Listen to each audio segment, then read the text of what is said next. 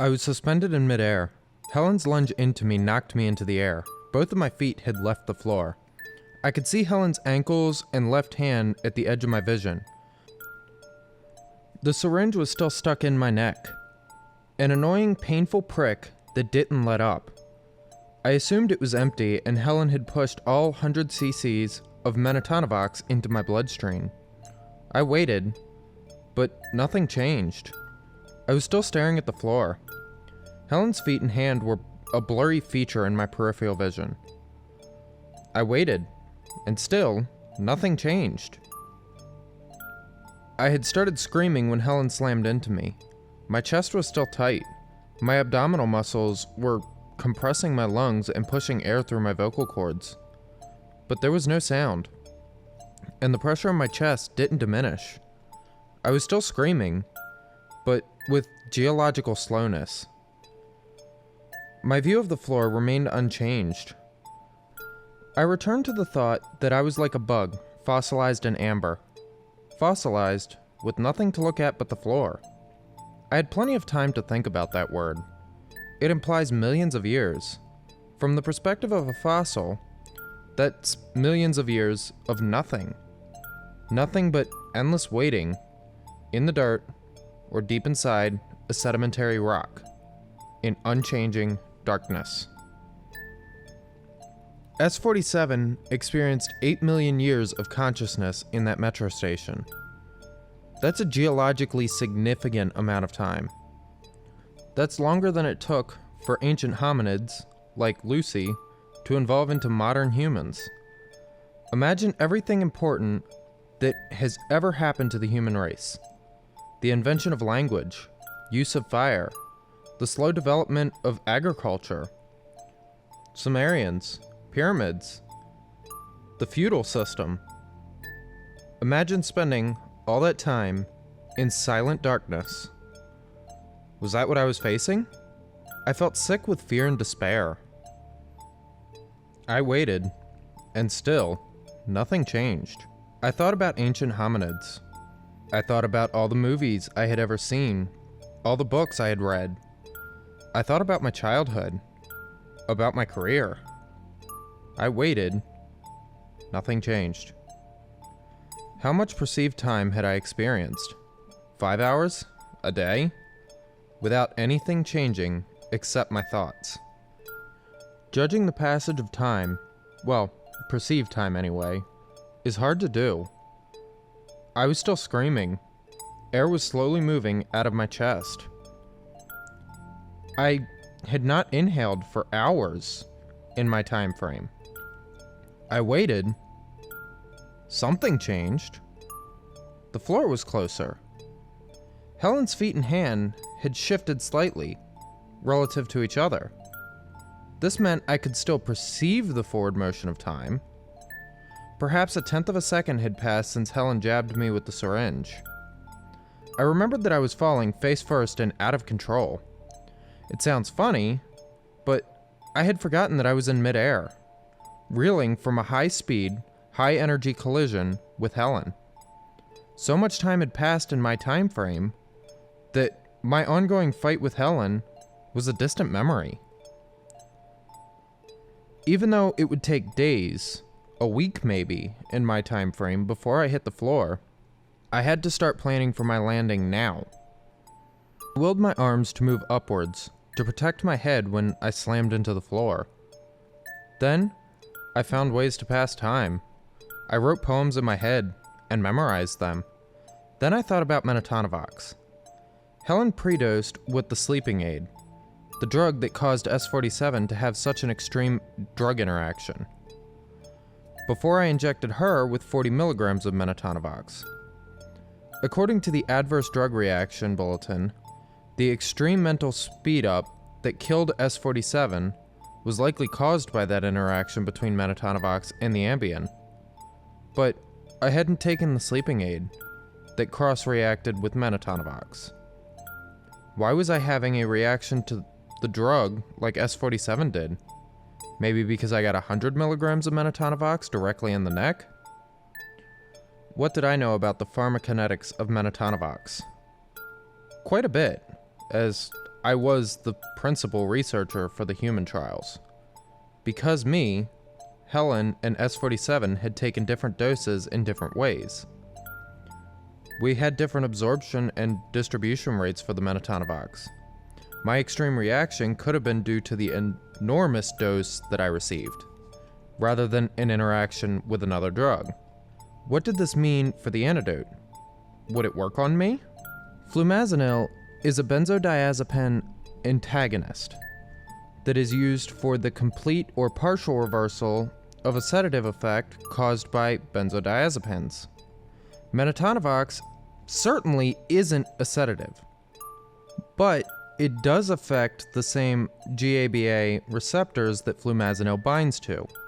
My educated guess was that the antidote would work for me. The only problem was, it could take years from my perspective to simply walk to the table with the antidote and inject it. My arms eventually moved upwards, like plants slowly growing towards the sun. My arms started out in an arms-out position to push Helen away from me, and slowly rose to shield my head from the slow-motion fall. The floor was even closer to me now. I was accelerating towards it. The act of moving my arms introduced a twisting motion into my fall, and my view slowly changed from the floor to Helen. She was falling with me. The way she leapt at me had sent her into a trajectory that would eventually send her to the floor behind me. This complicated motion slowly developed and evolved over hours and days. Helen's ankles slid into view after I began moving my arms. I tried again to find a way to occupy my mind so that the days-long wait until I hit the floor would be bearable. I started writing a novel in my head. I eventually saw Helen's knees. I tried to remember the lyrics to every song I could remember ever hearing. Then the hem of her white lab coat moved into my field of vision. Then finally, her face. Her eyes were fixed on me. She was studying how I moved through the air. She was planning and optimizing her next moves based on how she predicted I would land. I fell through most of a year. If Helen hit me in the springtime, I spent the summer airborne, preparing to hit the ground. When I finally felt my arm gently touch the floor, it was like the first day of autumn. Imagine spending an entire summer staring at one face that was looking back at you. An entire summer trying to imagine what she was thinking. Thinking about what she was going to do next. Thinking I was already so tired of thinking. Every conceivable thing I could think about, I had already dwelt on over and over and over again. All over the course of a second in normal time. I practiced meditation. I learned how to clear my mind. It made the time pass faster. I landed on my shoulder. Impact began as a hardly noticeable tickle in my upper arm. Then, that tickle grew into a gentle pressure, then a not so gentle pressure, then pain. I tried to adjust my body so that the fall would turn into a roll, but the disconnect between thinking about moving my body and actual muscle movement was too vast. I managed to twist into an even more awkward fall, saving my shoulder at the expense of crushing my face. My cheekbone hit first. Like my shoulder, the impact started as a gentle tickle, but as inevitable as the coming of winter, and nearly as slowly, turned into a pressure, then pain. I imagine an extreme slow-motion video of a boxer taking a punch to the face. In the instant the punch lands, the boxer's face becomes an unrecognizable mess of bouncing and stretching skin and cartilage. It felt like the same thing was happening to my face, but in my sped-up time frame, my face was stuck in a distorted, crushed, and smashed mask for weeks. The skin above my eyes tore in a slow, painful unzippering, and then something slowly bent and then snapped in my nose, Pressure on one of my molars simultaneously pushed the tooth into the inside of my cheek and popped it out of my jaw. I winced. What would normally be just a quick blink, I experienced days of darkness. I practiced meditation again. I got good at it. Zen master good. My eyelids finally bounced open, and I was rewarded with a different view. Between Helen's simultaneous fall away from me and the sudden twist of my neck that my headfirst impact created, I found myself looking across the capture chamber, at the far platform. The bloody and bizarre stuff happening on the far platform now seemed like a problem from years past, even though only a few seconds had passed since the test subject died, and his son liquefied in front of me.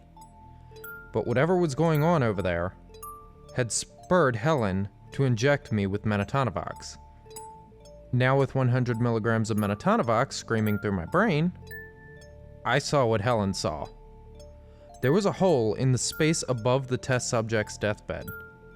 A perfect, pentagonal, black pit was hovering in the air about 3 feet over the bed. It wasn't a trick from my perspective or the lighting in the room. It was a floating hole. A neat, clean cut through our three-dimensional space to somewhere else. I remembered what Helen typed on the message screen immediately before she injected me.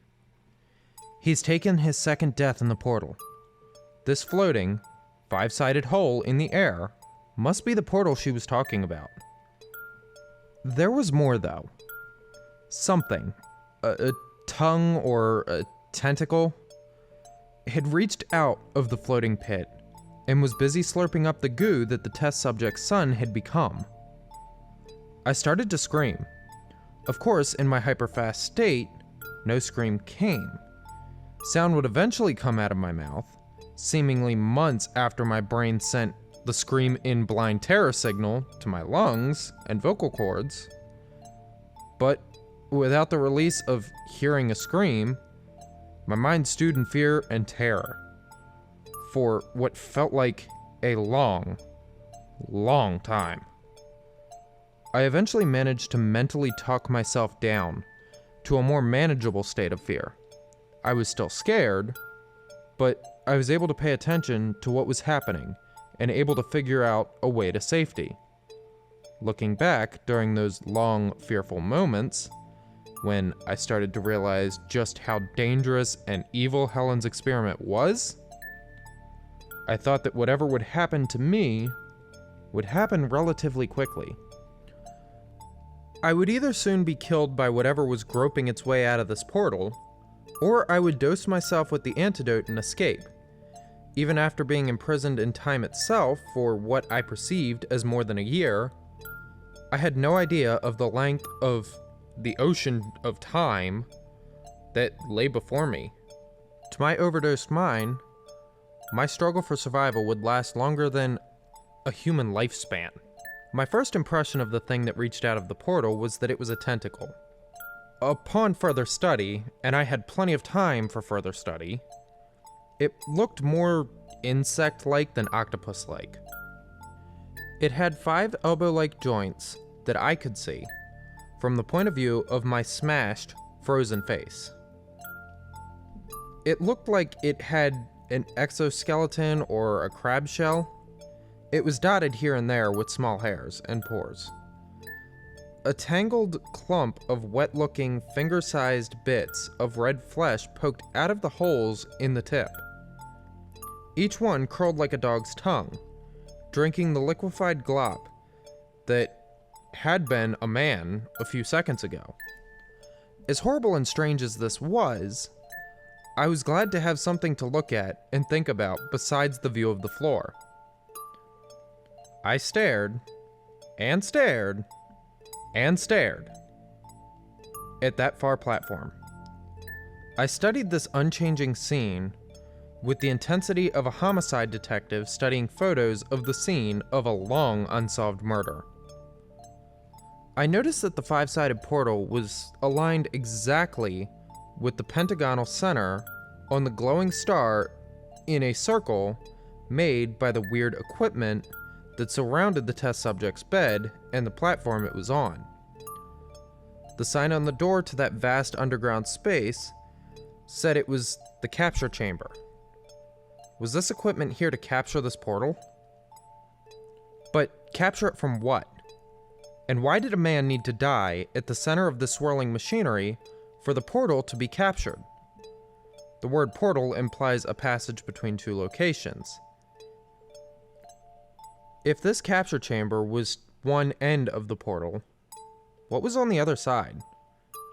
Until Helen jabbed me with a huge dose of Menatanovox, I couldn't see anything other than the liquefying man on the far platform. Why could I only see this with a hyper-accelerated mind? I developed and refined these questions over what felt like months. I searched for answers both in my memory and in the details of the scene. I studied the strange equipment that appeared to have captured the portal, developing theory after theory about how it worked, without any way of determining which, if any, was correct.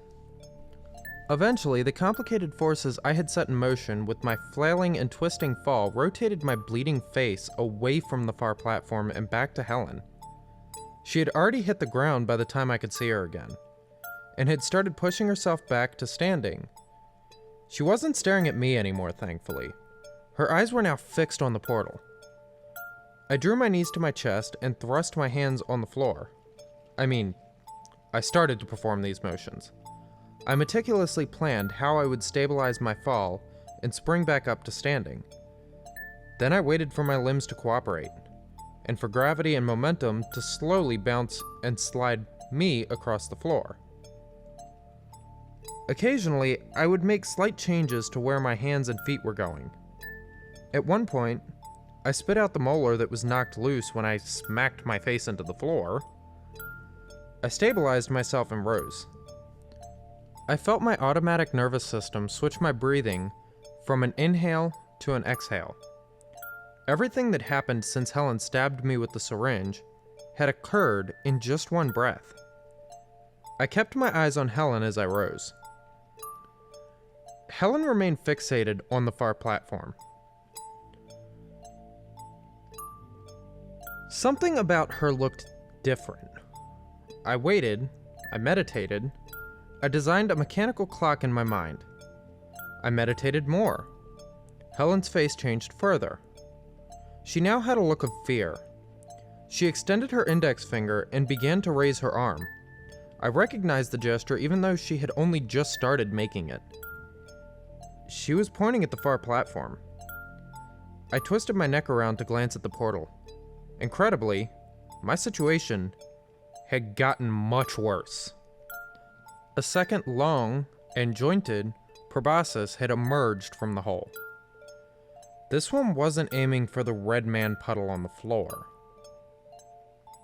Whatever was in that portal was thrusting the second appendage into the chamber and towards us.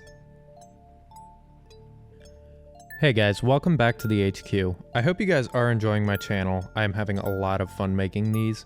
I want to thank all of my new subscribers. I want to say I got something like 20 new subscribers in the past 3 days. So thank you guys all for that.